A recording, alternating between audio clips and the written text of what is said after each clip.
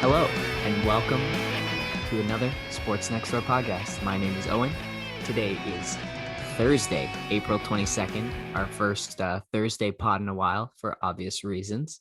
And I'm joined, as I always am, by my neighbor Max, who has a new Zoom background right now as we do this pod and has made the full move. How's it going, my friend?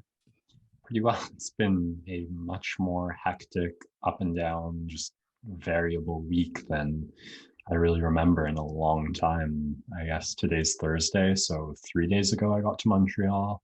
I've done some apartment hunting. I've had a training day at work. One of the craziest things, I realize this sounds so spoiled and sheltered, but honestly, the past year during COVID, I forgot what real stress was like. Yesterday, so I had my first job training day, and also I was waiting to hear back on whether or not I'd get signed for the sublet I was hoping to get. And just like living with my parents for a year, those weren't real in the moment stressors, and I like not having that for a year. That hit me a lot harder than I thought, and I'd kind of forgotten what that was like. Yeah, we are both taking another step in the great journey we call life, right? I will be moving starting tomorrow, and I'll have a new Zoom background beginning this weekend, and I'll be kicking it into high gear starting the new job as well. If anyone heard that, that is the sound of me getting admitted into NBA Top Shot to come pick up a rebound pack. So that will be coming up later on the show. But before we get there, we'll be talking a little bit of footy. Of course, the Super League has been taking the internet and world by storm. Max has got his combat corner. We got some hockey talk, a little bit of baseball, and then we'll finish up with some basketball. And will be a loaded show. It will be a little bit different than previous ones. Of course, we had a week off almost as well with all the chaos going on in our lives. I still have an exam to write tomorrow. And we'll go as we go along, and maybe we'll have some live Leafs updates in here as well, because they have just kicked off their game against Calgary Flames, but we will also get there. I think they're playing Winnipeg, but yeah. Oh shoot. Okay. Well, in any case, Foligno's there, and that's the thing that I'm most excited to be watching, no matter the opponent. Alrighty, let's get right to it, shall we? Let's get right to it. And we will talk about the European Super League, which has been taking the world by storm, not in a great way. And we essentially have a title fight. Max, let me relate it to your bread and butter sport, between two giant behemoths that everyone hates. So it's kind of like if Jake Paul fought Logan Paul, but they were both had the physique of Mike Tyson. That's kind of what this is. And you kind of just want to see them beat each other to death, and hopefully everyone wins. In this case, it's not quite that result, but we get to see the villain of most stories, UEFA and FIFA, become somewhat of the superheroes. And that is really impressive if you can somehow become the villain against a corrupt corporation like FIFA. And that is what these clubs have managed to do. We had 12 clubs, 6 from the English Premier League, 3 from the Italian Serie A, and 3 from the Spanish La Liga, all banding together to form a Super League. And I guess to North Americanize it, for those who still may not know what it is, essentially, I guess the closest comparison would be college sports. And so in the US, you've got your college teams, and you've got a couple of those teams that are just a cut above everyone that make the majority of the money for college sports. So you've got, in college football, you've got Alabama, Ohio State, Clemson, Michigan, Georgia, all those like true schools that have just been around forever and have the biggest following, biggest fan bases. They drive the most money. And if those teams said, hey, we want more money because we bring in the most money, so we should be getting more money, we're actually going to leave college sports and go play in our own league against each other and cut everyone else out. And so that's what these teams are doing. It also removes the threat of relegation, which is something I really love about soccer, is that you can't tank in soccer. Like if you lose, you get demoted into another league, and it has huge financial repercussions, which we just don't see in North American sports. And so that's another thing. These super teams are removing that threat of relegation. And so they will come into complacency. They'll just spend a ton of money, buy all these players, but maybe the product gets a little bit worse, but they're still making billions and billions of dollars and leaving everyone else out to dry. And the biggest thing that touch home for fans, and again, if I could relate it to college football, if you are a small state school that is lucky enough to get scheduled against a team like Alabama, you know you're going to get your butt kicked, but there's still that opportunity. And this great team that has all these top tier athletes is coming to your small school, and you get to watch them play. And it's just an experience like no other. And everyone has the opportunity to witness this. That gets taken away, right? All these, like, especially with your FA Cup and the Commonwealth Cup, like whatever the smaller cups are, you've got these fourth division teams made up of guys who work part-time jobs during the week as well to supplement their income while trying to be soccer players. They have this like stadium that's just basically this old like track and field site, and you've got fans and then people who come out onto their balconies a couple blocks away and try and watch from there. Like it's just so small. And then you have a team like Manchester United coming to play. It's like once in a lifetime opportunity, and that is removing it. And soccer is something even more so than most of the sports in North America is so founded within tradition, within the community that you operate within. And they were trying to suck that out. And that is what that Super League has done. And thank God that they are now starting to pull out from the obvious. And how did they not see this coming? Every single person in the world said, no, you're not doing this. Like no one thought it was a good idea. It's just, I guess you and I, right? Everyone's stuck at home overthinking everything. And Florentino Perez, who seemed to spearhead this, the owner of Real Madrid, was sitting in his basement or wherever he was, probably on his yacht, going, I'm bored. Let's start a super league where I can just make a little bit more money to add to my trillions of dollars. And it's so relatable as something like you just think of the dumbest stuff while you're stuck in quarantine. And that's what this guy has come up with. And I'm so glad they got called on it. FIFA and UEFA threatened to not allow any of the players to play in the World Cup, other like marquee events. And that was really, I think, the deal breaker for these teams. And yeah, so it happened. It got created. It's definitely going to pop up again. Right now, they're trying to renegotiate the Champions League format. And I think that's why it really popped up, to try and create some leverage for these big clubs.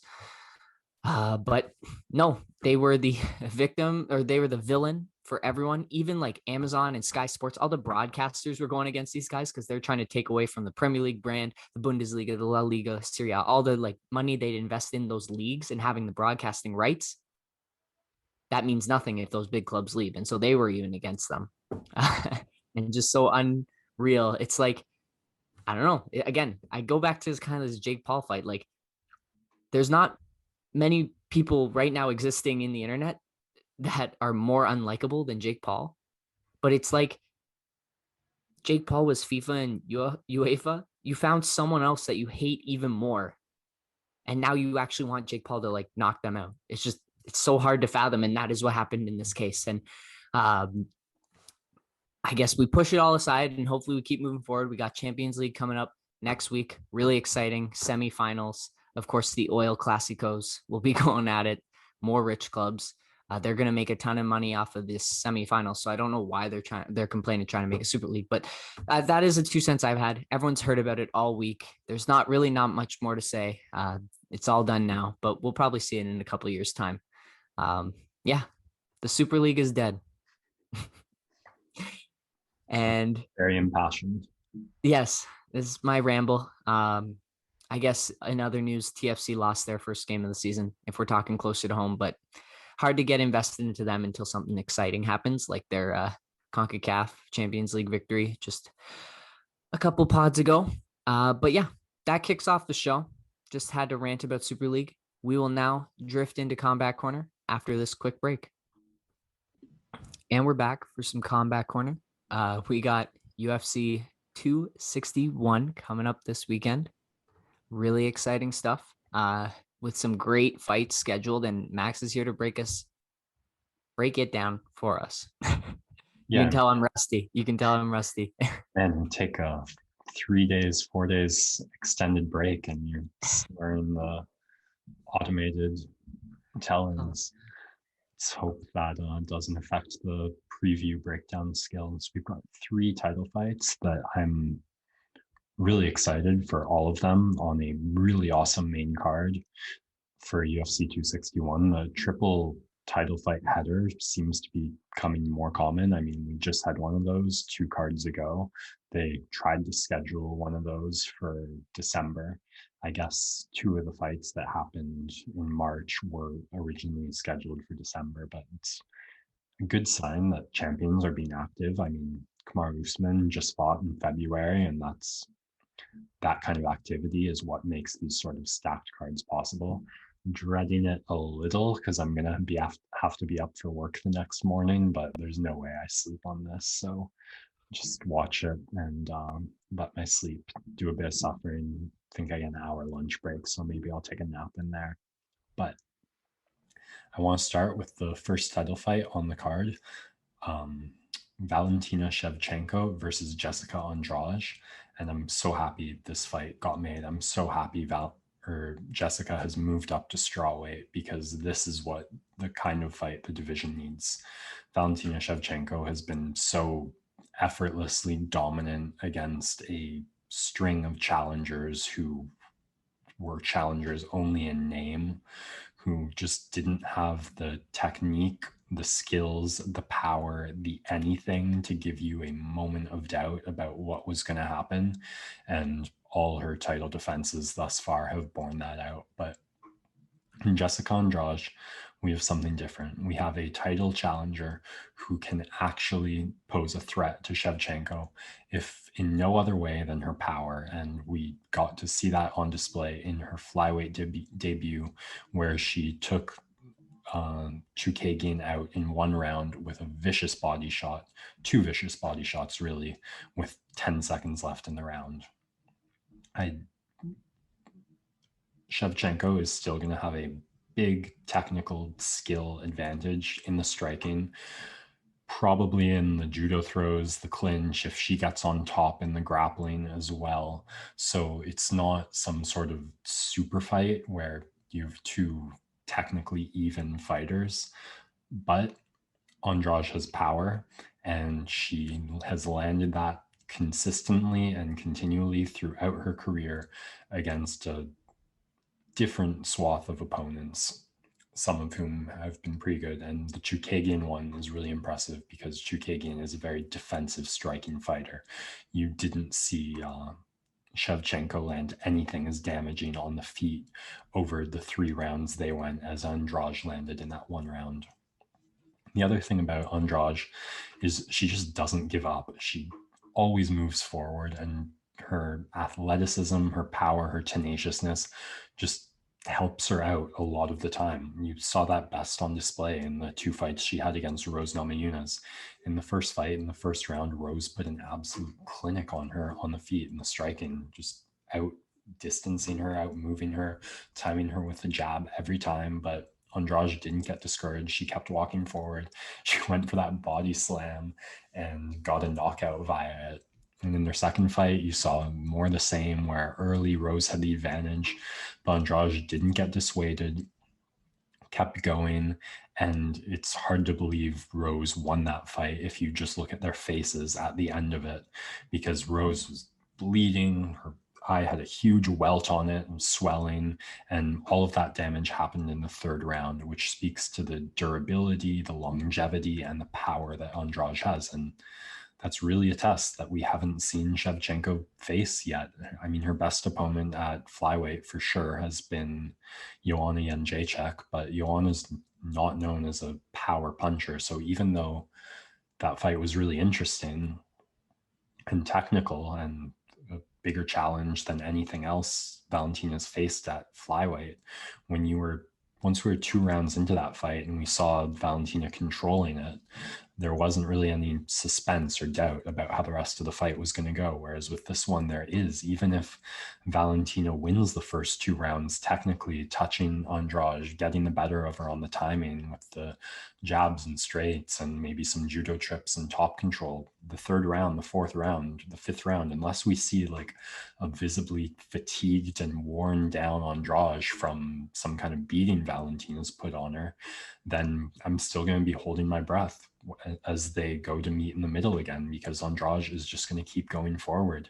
And that also gives Valentina a great opportunity to put all of her skill on display, because she's such a technically smart striker. She doesn't initiate or take a ton of charge forward risks. She wants to set up the KO very tactically, one piece at a time, and kind of needs the right dance partner to show what she can do. And you saw that best in the Jessica Eye knockout she had, where Jessica kept walking forward. Valentina lands the body kick, lands the body kick, lands the body kick, and then goes high.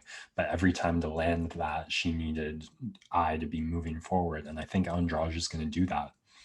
I think Andrade is probably going to show that same head movement she showed in the second Rose fight, and a little less, but still in the Chukagian fight, which works pretty well, like at first at least, against like straight trajectory shots, with which Shevchenko tends to throw. I don't think I've ever seen Andrade throw anything straight. It's all got loop on it, whether they're hooks, uppercuts, head, body. So yeah, I'm just really looking forward to a fight where there's a not zero chance Valentina Shevchenko could get knocked out, where I'm almost certain her opponent's going to walk her down and give Shevchenko the chance to land, and land often, and hopefully land hard. And yeah, it's more excitement than the women's flyweight division I think has seen in a title fight yet. So hopefully it lives up to that, and hopefully it sets the stage and moves the division forward. And we start to see more contenders like Andrade piling up at the top, so as to have more and more of these fights. Because that's what we have at women's strawweight, when Weili Zhang and Rose Namajunas are going to fight for the title in the co-main event. Women's strawweight is by far the most interesting women's division because of the fighters at the top. You've got the champ, Zhang Weili. You've got Rose Namajunas. You've got Joanna Jędrzejczyk, and hopefully someday we have Tatiana Suarez as well.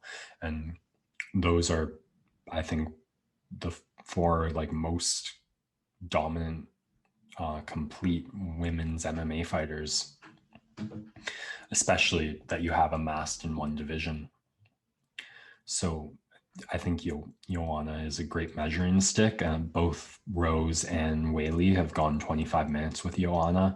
In my opinion, Joanna won both those fights, but we did get to see the striking on display from both of them, because it's a real test that women's strawweight struggled with for a while, but they both definitely met the test and showed they were up to task.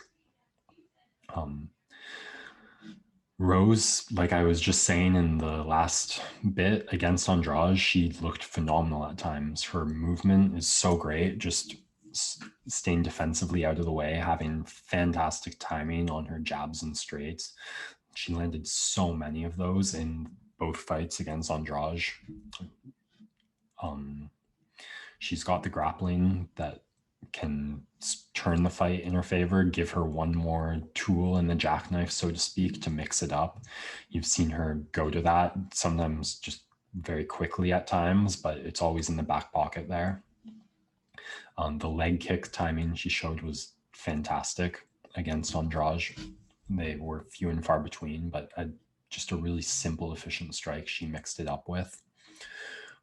I think the striking is as high level as it gets in women's MMA, and I think you can say the same about Zhang Weili, as she showed in that fight of the year against Joanna Jędrzejczyk last March. It was such a close one. I still think Joanna won it, but if Weili probably took it off her power, having a more visible impact and causing that welt. But she put out a crazy volume against Joanna, and just like Rose, great movement. All the strikes she throws are so fluid and technical, and I'm just so excited to see like these two really high level complete strikers go at it, because I feel like they both kind of reached that high efficient level of striking, and it's going to be really interesting to see if we have some sort of rock paper scissors situation where Andrade does kind of well against Rose. Weili obviously gets Andrade out of the way in no time at all. They've both had their ups and downs over time against Joanna. Obviously, Rose also knocked Joanna out once. And I think Rose has a bit of like a technical edge just in terms of making reads, being a bit smarter and better with the shot selection, but I think Weili has a bit of a physical edge, being bigger, stronger, a little more explosive. And I think, like I said, when I was talking about Andrade just moments ago, in the matchups with Rose and Andrade, you saw Rose start really, really well, but then the athleticism and physical advantage Andrade had kind of slowly took over in both fights. In the first one, Andrade gets the knockout. In the second one, it's only a 3-round fight, but the third round was by far Andrade's best round, the round she won in that fight. And it would have been really interesting to see what a fourth and fifth round would have looked like. So I'm curious if Rose's camp and corner is thinking about that, if she's thinking about that, how she's going to try and maintain the pace she can set or wants to set early over 5 rounds, because I think Weili can do a lot of what Andrade did in not being dissuaded, continuing to come forward, answering a shot with her own shot. We saw that in the Joanna fight, and landing with power. So I really don't know. I think these two both do everything so well on the feet, and it's going to be really interesting to see like which dominates, the slightly more technical striker or the slightly more athletic fighter. It should be a fantastic co-main event. And then there's the main event, Kamaru Usman versus Jorge Masvidal, a rematch 8-9 months after their first meeting, which occurred on 7-8 days notice. Kamaru has had the one title defense against Burns since. Masvidal hasn't fought. So I want to start with Masvidal. Looking at how the fight went, there's a couple things I feel like he could have done better. He basically, once Usman got Masvidal behind the black line, the mini octagon within the octagon, Usman was just in his office. He was able to mix strikes, feints, and takedowns to get Masvidal against the cage effortlessly pretty well once Masvidal was that close to it. And from there, it was just clinch dominance of Usman holding him there, not letting him off, and staying busy enough with foot stomps and body strikes to not have the ref separate them. The other thing for Masvidal was the shot selection seemed to not help him in terms of that cage control. He'd throw like these loopy shots that Usman would be able to duck under and like put his head on a straight trajectory to close the distance in between those loopy shots. And he'd throw some kicks in the southpaw orthodox up the middle that Usman was able to catch and threaten off of. So more straight shots from Masvidal and just urgency to never let his feet get outside of that octagon that's within the octagon, because that's where Usman got to work. The takedown defense itself and the get-up ability looked pretty good for Masvidal, and I don't follow him religiously or anything, but almost all the clips I've seen of him over this past year have been him practicing his grappling defense, saying, I'm going to put an end to the crotch sniffing. And that's a lot of what he's saying. Like the difference this time is I was so focused on just cutting weight and making it to championship weight and into the cage that I couldn't put all of my focus elsewhere. So you've had this almost year with the rematch on your mind. You've had around a month, maybe a little more to get ready. You should have a game plan going in. The weight cut shouldn't be a huge distraction the way it was last fight week. So even though I don't love the way Usman won that last fight and wasn't particularly impressed by it's what has been key to Usman's success in his championship reign. His physicality and athleticism has let him dictate where the fight takes place, decide how it's going to go, and whatever he's decided it has worked out for him. If he wants to strike with a Damian Maia, Colby Covington, Gilbert Burns, he can do that. If he wants to wrestle against Tyron Woodley, Jorge Masvidal, he can do that. Rafael dos Anjos before the title fight. None of those guys have been able to change where Usman's wanted the fight to play out, and he's won the fight in his chosen field every time.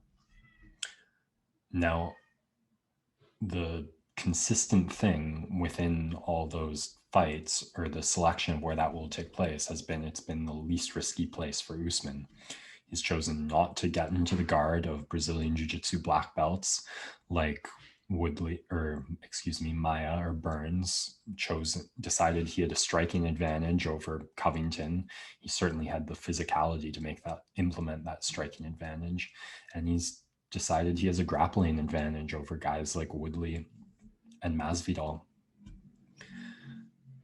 Now, most of those fights, he's looked dominant. Like against Woodley looked like he had nothing left, nothing for him at all by the time the fight was over.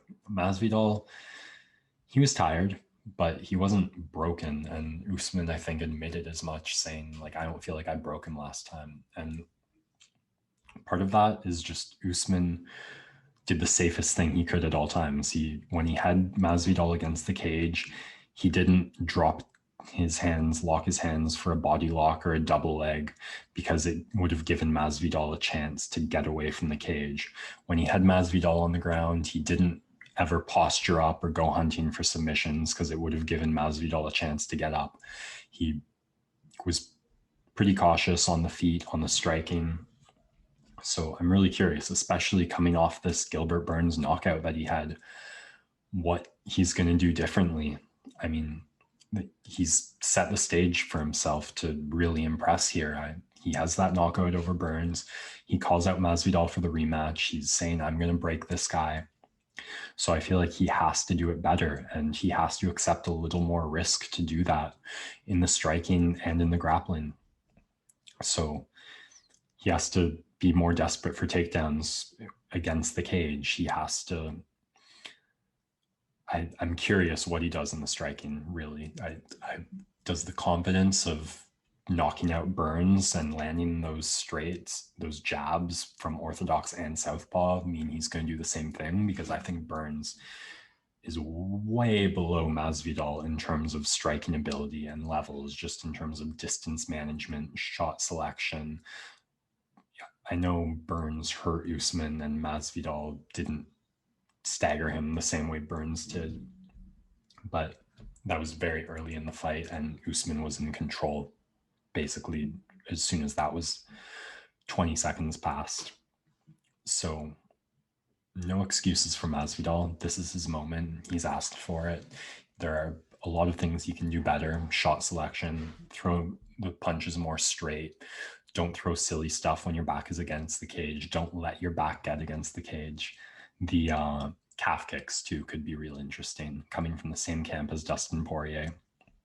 Those were not, I think, as big as a lot of people have made them out to be, but a significant part of Poirier's victory over McGregor. It doesn't take many.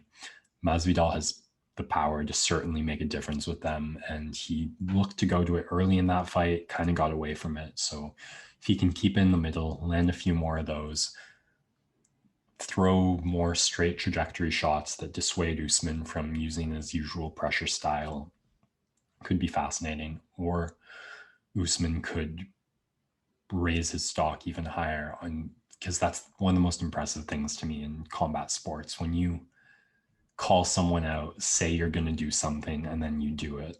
So Usman, Masvidal too. Can't wait. I'm really excited for this fight as well.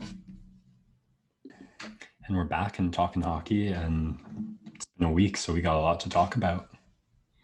Yeah, you would think so. But there's a lot of Leaf stuff that I just don't want to talk about because it's been peddled back and forth. So why don't we kick it off with a little bit of positive news? And I don't know, when you go back and watch, if you're a YouTube watcher, then you'll have seen my reactions while Max was doing his Combat Corner. It is 3-2 in the first period between Leafs and Jets, an absolute gong show. So before we get there, let's take a moment to celebrate Patrick Marleau.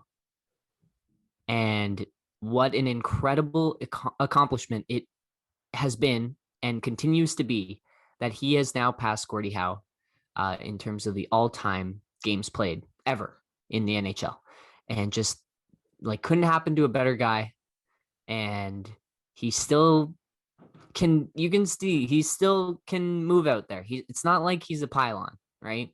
His role has changed, but he can still be productive, and just really an incredible thing to see, not just simply being able to play in all of those games because he's an uber talented individual. The most impressive part to me is the durability, that you can continue to play game night after night after night in this league that just takes pieces of you every time you step on the ice, and to continue to go back out there. He hasn't missed a game since the 08-09 season. It's just unbelievable. Him and Keith Yandel and Phil Kessel are like the three top like Ironmen left in the NHL. And it's just incredible like that they continue to play, and not like you could catch a puck to the face or a stick, or you could pull a hamstring, or you could have like a food poisoning, but it just hasn't happened.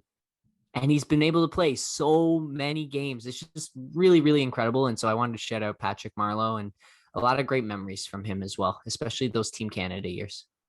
Yeah, that's the interest. I think there were some people who were a bit sad to see how get Mr. Hockey get past. Like when you talk about tiers of players, what Gordie Howe has accomplished in terms of goal scoring, in terms of hardware, is just in like that Hall of Fame cut above. So that was a lot of the discussion deliberating I was hearing this week. Like, is this Hall of Fame worthy? Like, how will we look back on Marleau's career? The Team Canada gold, obviously, the most impressive part of his trophy collection for sure. And loved watching him be a part of that 2014-2010 gold winning roster. We had a little bit of a run with him on the Leafs. But yeah, I mean, when I think about Patrick Marleau, my first memory goes back to like playing NHL 06 and using the San Jose Sharks and having him be one of those top players. So Jonathan Chi-Hu, I mean, I guess we're also still talking about Joe Thornton, but to still be talking about a guy from that time now is super impressive. And I think what you're speaking about in terms of longevity just speaks to a mindset of professionalism, of doing all the little things right consistently over a long period of time. Because that's what it takes to not have those pulled hamstrings, great decision making on the ice, to not get into those situations where that might happen. Certainly a bit of luck as well. But yeah, hats off to Patrick Marleau. Tip of the cap. All right. My dad asking me if I'm watching the Leafs game. So a little positivity out of the way. Let's get negative, shall we? I guess is the just most blunt way to put it. The Leafs have lost 5 in a row, or at least they are winless in their last 5. You get the loser point in 2 of those games. They have lost 2 in a row to the Vancouver Canucks, a team ravaged by COVID-19 who have not played in a month. And it feels a little bit like deja vu all over again, a famous quote by Yogi Berra. This is the time of the year where the sky is falling. and the Leafs continue to revert back to the ways that have so dreadfully pained us and scarred us as fans. And whether it's the goaltending, which was just horrendous in that third period from David Riddick, Jack Campbell still feels injured, and so he's been scuffling as of late. His last couple starts have not been good. The defense, I don't know what's going on. Just in this first period, TJ Brody threw the puck like a pass to Morgan Riley right in front of their own net, and the Jets basically got a freebie for their second goal. The bottom six scoring has been non-existent. We've already got a Wayne Train and Jumbo Joel goal in this game tonight, which is probably 200% of the production we've gotten over the last 5 games from the bottom six. That's what it feels like. Yeah, I don't know where to go. Hyman's out now for a couple weeks. Really lucky prognosis on the injury for him. He should be back in time for the playoffs. Thank goodness, because we cannot miss him. But there's just so much not happening with the Leafs right now. And hopefully they need to get this all out of their system. But we have sang this tune before, and I don't know what needs to change. Yeah, it's, in a sense, I'm almost grateful because I don't really have playoff expectations at this point. And we have been very up and down this season. So maybe like if they pull out a 10-game winning streak to end off the season, maybe I, against my better judgment, get my hopes up for the playoffs. But right now, I can't even say with certainty I'm expecting a first round win for the Leafs, especially with the way this team has been cursed in the first round for so many years. So I'm almost happy to be going in with low expectations, because if we had this like dynamite team, then, and like the first round playoff shenanigans happened, that would be that much more crushing. But at the same time, how sad is that we have a team that on paper is as good as any in the league and should be able to be a serious Stanley Cup contender, and I can't even have the confidence that they're going to make it out of the first round. Just a team that shows you so much at times, like with the top 6 forwards we have, the signs of life, the bottoms, almost everyone on the bottom 6 has shown at some point in this season. Brody and Riley is good at top 2 pairs you're going to find anywhere in the league. Muzzin and Hall have at times been a great shutdown D pair, and when you describe a roster like that, you don't need any better than average in your goaltending, and Frederik Andersen and Jack Campbell should at least both be average, and at times they have been less than that. So, man, I ran out of excuses for them watching the first Vancouver Canucks game, because there have been so many games we've lost where I've been like, you know what, we generated the scoring chances, they got a lucky bounce, but at the end of the day, a win's a win and a loss is a loss, and we don't remember the little details years later. That is the theme that has popped up. It is I guess the thing that has been going around is the deserve to win meter, where you take all the metrics from the game, and based on that, what team deserves to win the game if you play that game 1,000 times, right? What's the outcome? You might as well cover it in propane, light it on fire, throw it into a hurricane in the middle of a blizzard in hell. It doesn't matter. The Leafs don't follow common sense. Metrics don't apply. This is a team that needs like voodoo cast upon it, or reverse voodoo cast upon it, to just change something. And what I need to see is Morgan Riley needs to figure out his defensive zone, everything. Muzzin and Hall need to get healthy, because that is the only reasonable explanation. They have fallen off a cliff this last week. Like, they just both look like the slowest players on the ice. They don't know what they're doing. I think they're both hurt. That's the only logical explanation.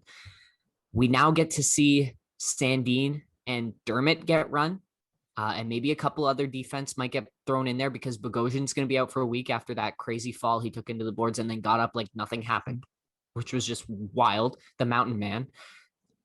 I need to see more from the bottom six. And a big piece of that is going to come from Nick Foligno tonight. We're going to see how he does. That's a big leadership key to add. You've got Joe now, you've got Spezza, you've got Foligno, you've got Wayne Simmons, you've got John Tavares. Like all these guys need to, I don't know, just lead, like be better. You're throwing in guys left and right. So what can you get from Adam Brooks? What can you get from Pierre Engvall? What can you get from Ilya Mikheyev? What can you get from Galchenyuk? He's running on the second line tonight with Nylander and Tavares, and I think Foligno's getting run with the first line for now. But when Hyman comes back, who knows what the orientation is going to be? Just need a little bit more from everyone. Most importantly, you need more from the goalies. And can Riddick get more run if he plays like that? No, we're in the same situation as that terrible Hutchinson game a couple weeks ago where I said he was never going to start for them again, and then he did, and it was okay. Freddie's not back to the playoffs. Jack looks hurt, so you don't want to play him that much. But that's what it's going to have to be if you're not getting anything from this goalie that you've traded for. You traded a third-round pick. That's a decent asset. He needs to perform. And so I need more of this team. They're first. They're hanging on by a thread. The Winnipeg Jets have a power play. They're going in the second period. This is it. This is a huge game. This means so much right now in terms of the table. Obviously, they're going to have a playoff spot. They're going to clinch it at some point just with the loser points that they've been racking up. But it doesn't matter where they finish in the top four in the division because you have to beat two of those three teams to make it to the Final Four. And the way they've been playing this last 5 games, I don't see them beating anyone in a series. But they have the potential. They 100% have the potential. They have the leadership. They have the goaltending. They have the pieces there. I'm still iffy on the defense, but when you look at Pittsburgh's 2 cups, they were iffy on the defense as well. And so I think this is a team that can beat the Lightning and beat the Avalanche if they play at their absolute best. If Austin Matthews and Mitch Marner light it up on the goal scoring, as well as John Tavares and William Nylander, if the defensive two-way play that those guys have shown as well can be at the level that they've shown, shutting down like Connor McDavid and Leon Draisaitl for 180 minutes, then I think this team's ceiling is the Stanley Cup. But I think the floor is like finishing fucking third in this division and having a mediocre first round playoffs. And years of abuse have me ready for the floor, not the ceiling. Yeah. It's if they don't make it out of the first round this year, I don't know what I'm going to do with myself. But yeah. Okay. We'll take in the game at the end of this podcast. Yeah. There's not much more I really want to talk about anymore. I feel kind of. Yeah. The one, I don't know if you call it optimism, is I don't think any of the top Canadian division teams seem to be gathering any sort of momentum right now. Every team, it feels like, is racking up as many losses as they can. So, like, obviously in this form of divisional play, someone has to walk away with points every night.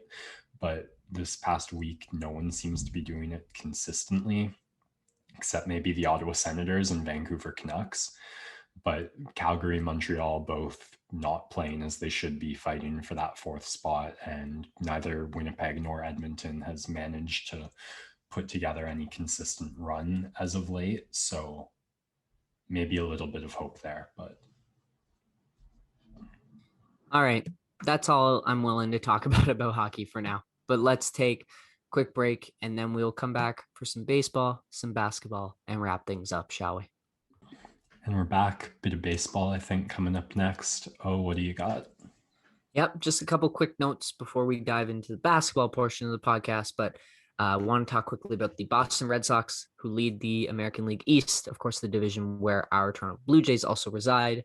The Red Sox, the hitting has been wonderful for them, and the question mark surrounding this team was going to be the pitching, and they've gotten exceptional pitching so far, above average. And that is what they need when they have a lineup that can produce runs with the best of them, especially Eduardo Rodriguez. I got my first look at him this season. He dominated the Jays on Tuesday night. And the Red Sox in control right now. Tampa Bay is on a bit of a win streak, and so they're climbing the division. But right now it's Boston, and that was not what people thought going into the season. They thought the Boston Red Sox would be hanging out with the Jays right in the middle of that division, or at least that is what I thought. But it is a very long season, so tough to make calls yet. Toronto Blue Jays, touch on them quickly. They split the series with the Red Sox on Wednesday, which is big because, of course, the Red Sox are winning the division right now and are the team playing the best out of anyone in the East. I think for the Jays, I read off that the injured list on the last podcast. They need to get healthy. And a big thing for this lineup, which has continued to struggle, is George Springer. They just recently adjusted the lineup so that Kevin Biggio replaced Marcus Semien at the top of the lineup. Semien's been struggling, but George Springer was the guy they had penciled in to be their top of the order guy.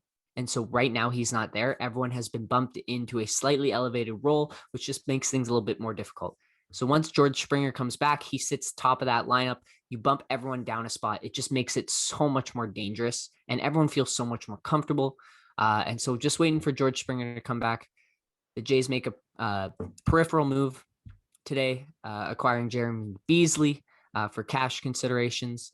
That is a move just to add a little bit more pitching right now. Thomas Hatch moved to the 60-day IL as the corresponding move there. But really with the Jays, they're getting pretty solid bullpen pitching right now. Pretty decent starting pitching. The hitting needs to come around. And the idea of coming in this season is the team that was built is going to be a team that was playing 10-8 games. And that has not been the case so far. They've been playing much tighter, low-scoring affairs. And I think that's bound to change. The Los Angeles Dodgers are 14-4. They're the best team in the league. They are already, there's some teams who are good and then they take their time because in the regular season of baseball and across all sports, when you know your team is good, sometimes you'll be a little bit complacent going into the season, but this team just has so much talent that they just rake and they get guys out, and they're 14-4. They won their first series against the San Diego Padres last weekend, and they are actually just about to start their second series of 3 against the Padres starting tonight, which will be great because both those teams are off to great starts. And again, top 2 teams in the league, in my opinion. And finally, I want to talk about the Oakland Athletics, who have won 11 games in a row. They started 1-7 on the season. They're now 12-7 and leading the American League West. They had a walk-off last night against the Seattle Mariners in the 10th inning to get that 11th straight win, and they're on fire. So shout out to the Oakland A's. And then the last note I have for baseball is the fans are out of practice. Been a bunch of clips on Twitter, on my timeline of people missing foul balls, running for foul balls and wiping out, people getting balls in nachos and dropping the nachos and dropping the drinks and just not having a great time. It's been so long since we've seen live sports that people don't know how to act. All right, so clean it up, fellas. I know you've been sitting watching TV, but you got to get out at some point and toss the ball around, right? Even if it's off a wall, get those reflexes back. It's been some embarrassing showings from the boys in the stands. Especially, I just saw one where the guy went for the ball, fell over the seats in front of him, and nachos just go flying. If you're someone who cares about their food, like this gentleman seemed to, you got to keep those nachos locked in. So, yeah, maybe that also speaks the food enjoyment to the diminished reflexes. Yes. Statistically, I wonder what the chances or how many people in each arena have gone through COVID. Oh my gosh, I have no idea. But I thought you were going to say the chances of you getting a home run or a foul ball go up because there's less people in the stadium. So you just got to make sure you're in a decent spot and you could go run to an empty seat and grab a ball. And I think that's why we're seeing a couple more tumbles because people feel like they got a shot at the ball. And so they're going for it, but they're not used to being that athletic. So it's ending up with some spills. Whereas if you had a full stadium, they wouldn't be going for it because they know they only got a shot. So some entertainment for us there.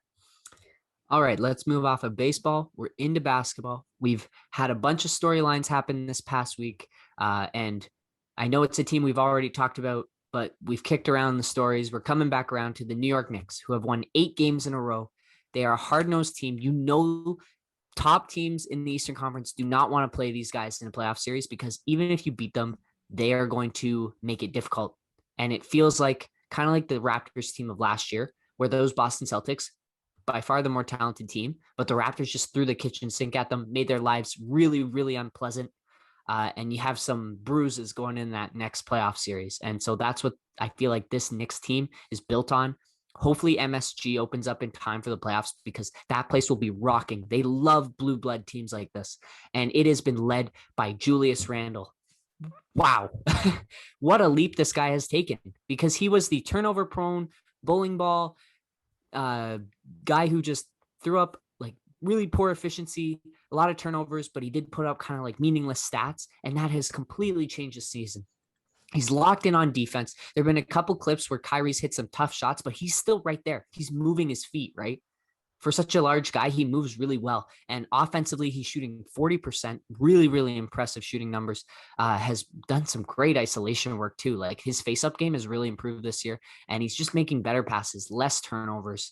And this team looks really, really solid and looks really fun to play for right now. It's a great story because the Knicks fans have been waiting for so long to have a team like this. And yeah, just a fun ride right now. And shout out to a Canadian RJ, who's been shooting well as of late, and is a guy who, come playoff time, his game is suited a little bit more for that physicality because he's a guy who can get his shot in a number of different ways. It feels like the entire Eastern Conference right now, though, is the one with the momentum, like the Knicks leading the way, but I think the Heat have won 3 straight, the Wizards 6, and our Raps not doing too bad. Yeah. I think it's because they're all playing each other right now. Okay. Like some of those Eastern teams are playing other Eastern teams that are bad and just beating up on them. Like the Cavs, the Magic, the Pistons. I guess you could, I don't know, like the Pacers. A bunch of those teams have lost a lot recently. So you could say it's a bit of a schedule thing, but yeah, maybe the East is having a bit of a glow up. I just think they're still nowhere near the depth of the Western Conference. It's those top 3 teams in the East. But you do bring up a great point. The Washington Wizards now have won 6 in a row and have seemingly clawed their way out of the depths of the Eastern Conference, now holding the 10 seed. I thought it was going to be Chicago's to lose, and obviously has been. They've lost it now. The Raptors, they still have a pretty tough schedule the next couple of weeks coming up against some like top teams in the Western Conference. So my expectations are still a little bit tapered because these are the games that the Raps should be winning, and they have, which is excellent. But like it was the Bulls' spot to lose, and the Wizards have come out of nowhere and clawed their way into that spot, and it's been really fun to see. And this was the pitch that you were making when you're coming up with a play-in tournament, is that teams like this who have just had a terrible season, they still have enough talent that they can make their way into that 10 seed, and then it makes things exciting. And so Bradley Beal, excellent, of course. Russell Westbrook's really turned it up. And it seems like this is the player he's sort of becoming now, is he's going to have like one really great month every year, and the rest of it's going to be meh. But like he's putting up so many triple doubles. He now leads the league in clutch field goal percentage, which is like shocking. But he's been playing really well, and this Wizards team's starting to click. And they're winning the games they're supposed to. A lot of games against the weaker Eastern Conference teams, but hey, you got to win those games, and they've moved up. Really impressive. And it's going to now be a 3-horse race for that 10 seed, which in the grand scheme of things, your average NBA fan is not going to care at all. But if you're a team like us, like the Raptors, who's involved with it, it's exciting and it's going to get fans into it. And so really going to be interesting to see how it plays out the rest of the season. Yeah, it's going to be interesting to see what the nationwide attention is like on those play-in games and how exciting, how much hype they are, like the games themselves generate.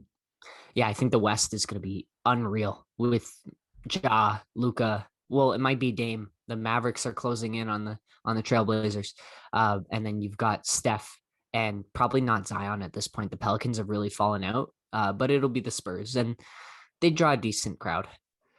All right.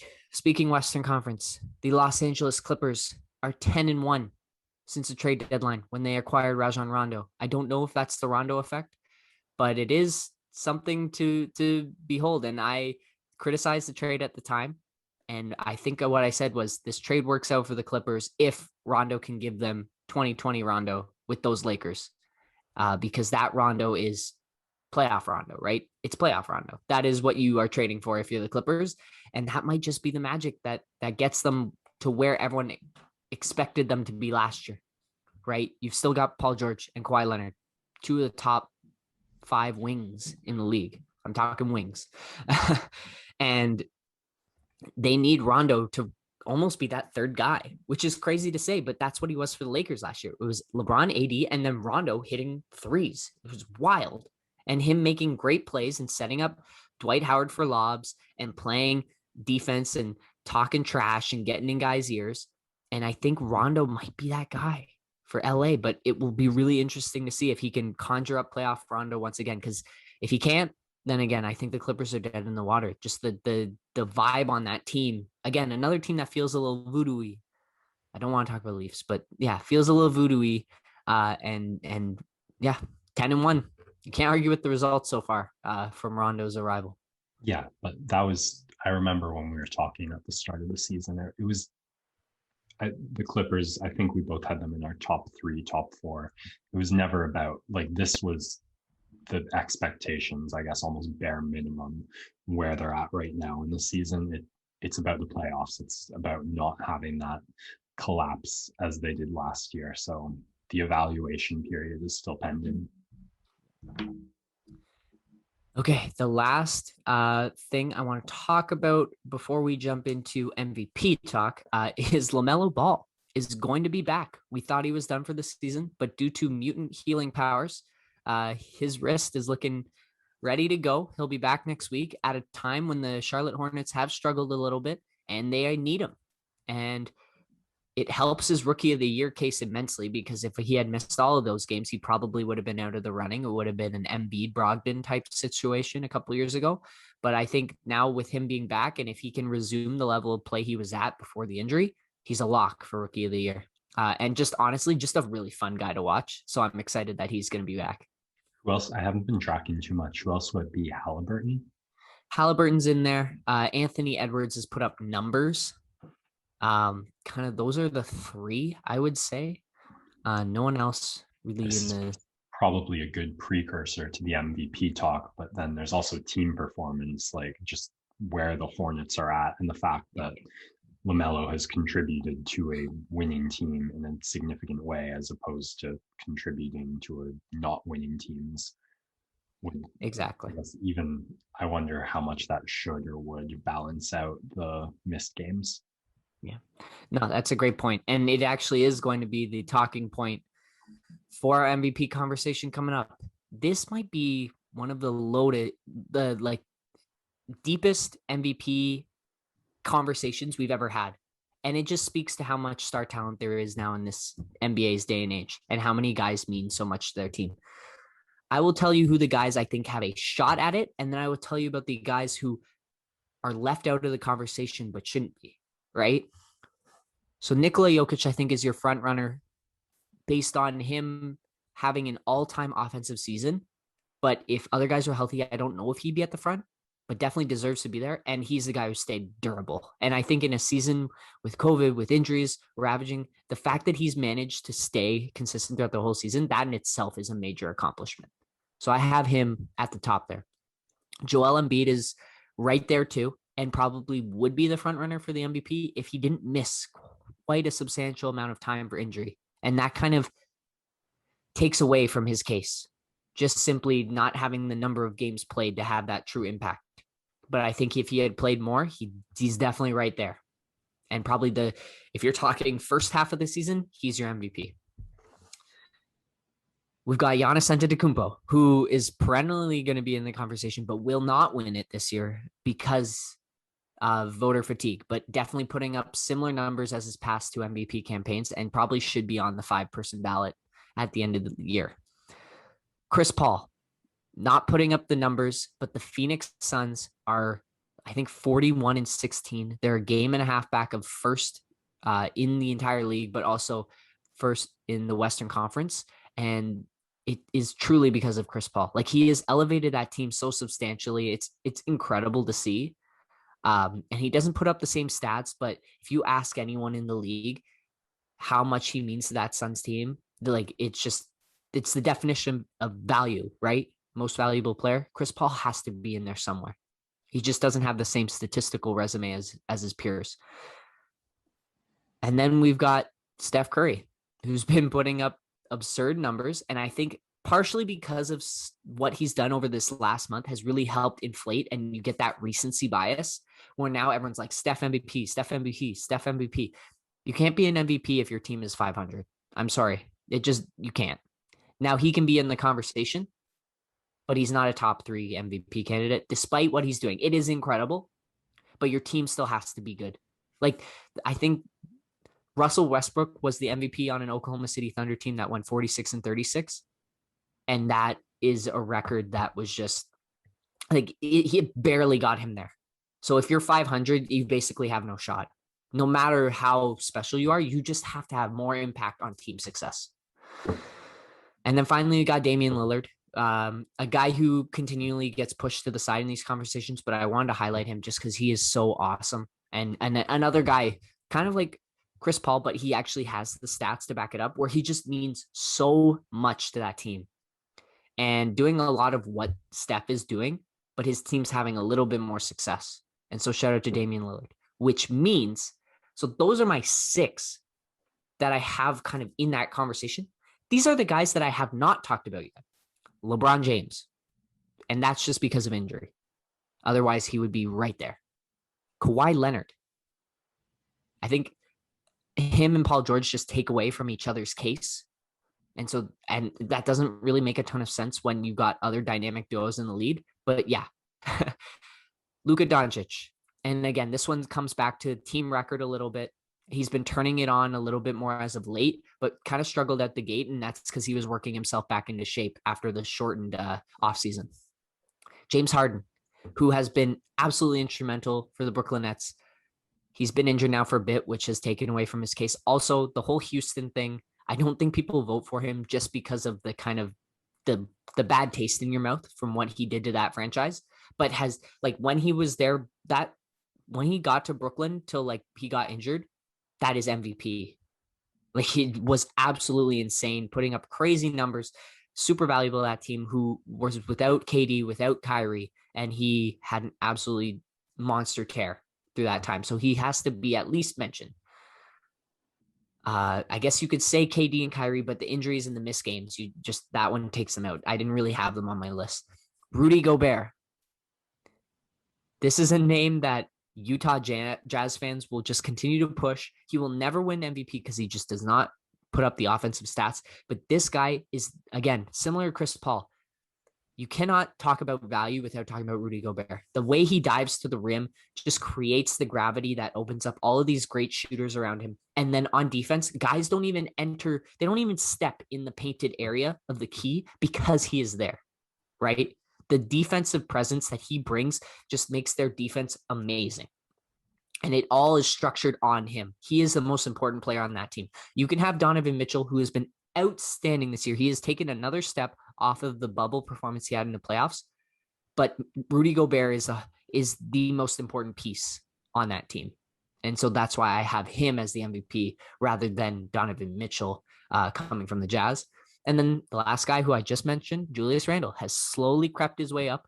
I think he's hovering around 8, 9, 10 in that MVP conversation, but has really been stellar. And so he at least deserves to be mentioned because of the season he's had. So yeah, there's a lot of guys there. I think right now I'd have it ranked Jokic 1, Embiid 2, and Giannis 3. And then probably have CP3 4 and Steph Curry 5. But that, again, it is so prone to change. There's so many mixed moving pieces. You could have LeBron James come back for the last 2 weeks of the season, put up crazy numbers, and get that recency bias that propels him at least into like the 5 or 4 spot in the MVP conversation. So still like quite a bit of the season to go. We'll see how it shakes out. But it feels right now like it's Jokic's to lose in the eyes of the press, at least. I mean, it's clear how he could lose it too, with like one injury, missing however many games left in the regular season, and just the way you've talked about Embiid. I mean, James out a lot longer, but that seems like that would be enough to do it, and probably substantial damage to the Nuggets' playoff aspirations. Yeah, well, they're already missing Murray, which actually probably will help his case a little bit. But yeah, the Nuggets cannot afford another loss. At least with Jamal Murray, you can replace a lot of his shots and scoring with more shots for Barton, with more shots for Porter Jr., and they put up similar efficiency. But the thing you miss with Murray is that leadership. And so right now, the Nuggets will be able to sustain the regular season success, but come playoff time, right now they're locked in that 4-5 matchup with the Lakers, which will be awesome. But Murray is a big piece to miss. All right. We look forward to some of the games on tap currently going on. And I think the Leafs game is back up and running. Still 3-2 through the second. Calm down a little bit. So why don't we end this show with a pack opening? And we'll take a quick break and come back and do that and then sign off. And we're back. All right. So again, for those listening on the pod, I will do my best to describe the video for you. We're going to be doing another pack opening for NBA Top Shot. I missed out on the rare metallic gold packs today, but because I was eligible for those packs, I was able to get one of the rebound common packs. Hopefully there's something interesting in here because I do not want any more Chetty Osmonds. All right, let's open this bad boy up. We'll grab our popcorn. There's just the thrill of opening a pack, right? We've talked about it many times, but there's not much better. It's that feeling of anticipation. And we start off with a Clint Capella dunk, a guy who's been having an excellent season in the Atlanta Hawks win over the Toronto Raptors in February. Painful, but a nice lob from Trae Young. So that might actually raise the value a little bit. But Clint Capella, man, having an excellent season on both ends for the Hawks. Rim protector, and he's been dunking everything. Really what they needed, especially on the defensive end when you've got a guy like Trae Young. Next moment, opening up a Brooklyn Nets three-pointer from none other than Bruce Brown, the heart and soul of this Brooklyn Nets team. The guy who for a couple weeks was their center, standing at 6'4", running that short roll, picking defenses apart. That's when Harden was having so much success. This kid is so much fun to watch, and he plays his butt off on the defensive side. It was a win for the Nets against the Sacramento Kings. Shout out to Bruce Brown. He's a baller. And our third moment is a layup from the Atlanta Hawks, Kevin Huerter, who I have an on-off relationship with in fantasy because he's got decent shooting numbers, nice little crossover there, and tough finish in traffic. Ooh, he got Dougie McBuckets with the crossover. And that one is a pretty low serial number, so hopefully I can get a quick buck out of that. But there you go, Clint Capella, Bruce Brown, and Kevin Huerter. I'll take it over Chetty Osman. That was a little bit disappointing. Nothing headline grabbing for you, Max. Sorry about that, but I now have 20 moments in my collection, so I should be eligible for quite a few of these pack drops coming up, and maybe I can get something a little bit more exciting. I'll stop my share now and take a look back at our wonderful fans watching on YouTube and serenade our wonderful fans listening on Spotify and Apple Podcasts and wherever you get your podcasts. Thank you so much for listening. We appreciate you taking a week off with us as well as Max moves into his new accommodations at Montreal. We appreciate each and every one of you, and we'll continue to pump out this content even as we continue to become fully fledged adults. Max, I will leave it with you if you have anything left to say, my friend. Here's to all the impulsive decisions you can make. Sports Next Door signing off.